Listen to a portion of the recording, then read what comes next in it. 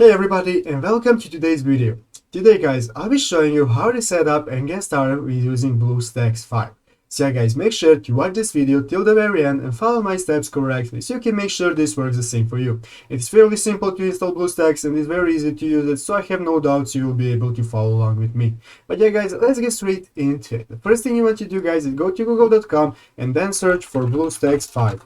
After searching for BlueStacks 5, you'll be greeted by this result, and you want to click on the first result that you see, which is the official BlueStacks website. So go ahead and click on this result right here, and this will bring you up to this main page of the BlueStacks website, where you'll be able to download the application. So guys, if you look in the upper right corner, you will be seeing a button that says download BlueStacks. You want to go ahead and click on that button. This will start downloading the installer.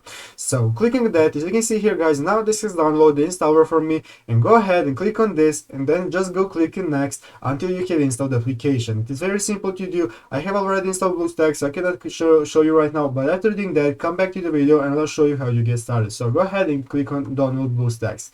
After doing that guys, you'll want to go ahead and launch BlueStacks, and after doing that, after it is loaded up, you'll be greeted by this main page here, the main screen of the BlueStacks application. Here is the main page where you have the Play Store, your Game Center, your system apps, and so on and so on. Here you want to go to the Play Store and then create an account and log into your account, so you will be able to download any game you want and any application that you want from the Play Store. It is the same as any mobile phone. After doing that, you can go ahead and configure your options and specifications in the app by going to the lower right corner right here and clicking on the settings option, and here you'll be able to change your performance, your display, graphics, and so on and so on. Anything that you need to change, you can change right here.